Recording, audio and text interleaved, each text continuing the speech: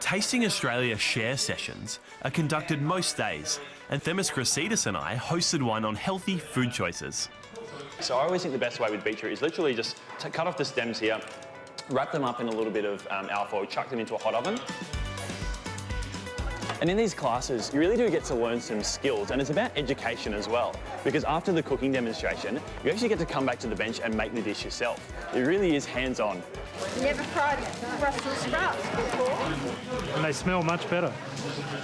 Well, Callum was just telling me how to use a knife properly, that I was using it all wrong. I was only using the front half of the knife rather than using the back half of the knife, so I've already learned how to chop a bit better. Synonymous with the Tour Down Under cycling event, the Adelaide Hills is also home to a smorgasbord of food and wine producers. During Tasting Australia, foodies from around the globe booked in for a tour de hills. So I'm going to take you on a structured tasting from mildest to strongest.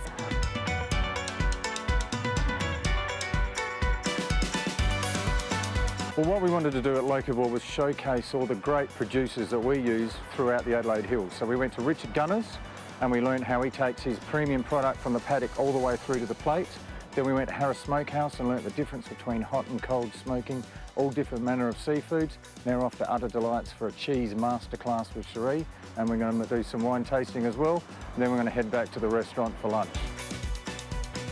Not all goat cheese is called Chev. This style is called Chev. And if you ever see Chev in a recipe, in the shops, you should instantly, of course, think goat, but you're also thinking soft, mild, creamy. And a 6-hour tour discovering the best of the hills was just one of many regional events. The beautiful Barossa Valley was the location for a traditional long table lunch hosted by the Barossa's own Maggie Beer, UK chef Skye Gingell and Aussie chef Mike McInerney. With 110 people to feed and 111 tickets sold, staff were kept busy preparing for the day.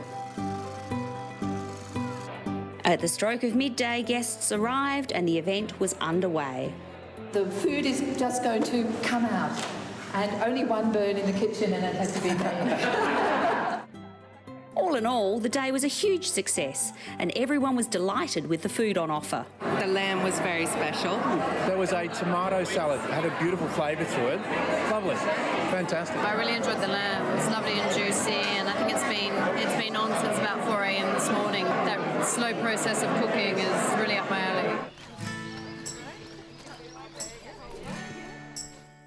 13 years ago, Stephanie Alexander started her kitchen garden program, which is now in over 500 schools right around the country. The aim is to get students to grow, harvest, prepare and share food from a young age. Kitchen cabinet sessions are held around the country, and they're a perfect fit for this event. Well, I think Tasting Australia's broadest vision is to talk about wonderful food, and particularly, of course, the food of South Australia. So we want as many South Australian kids as possible to join this program, and Tasting Australia is helping us achieve that aim. How do you find the kids generally respond to joining the program? Well, I think that it is amazingly quick.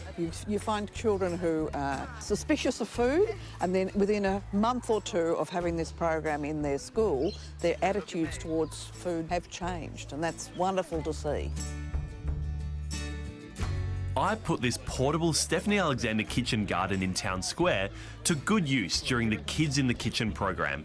It is coriander, exactly right. So it looks a lot like parsley, doesn't it? So why doesn't everyone grab a little bit of coriander and just have a smell, kind of scrunch it up, have a smell, don't be shy with it. When in doubt with an ingredient, you can eat it, you can always smell it and taste it, and that's the best way of identifying what the ingredient is. After exploring the garden, there's a quick demo for the kids before they're let loose. So in our bowl here, we've sort of got like a Mexican and chicken salad. We've got corn, tomato, green apple, a little bit of chili, spring onions, and just some coriander to finish. So really simple, and it's a great way to transfer, I think, from being in the Stephanie Alexander Kitchen Garden guys to actually getting in the kitchen and getting involved. These classes were aimed at 8 to 12-year-olds, and really, by encouraging our kids to get their hands dirty in the garden and busy in the kitchen, we'll be fostering the culinary stars of tomorrow.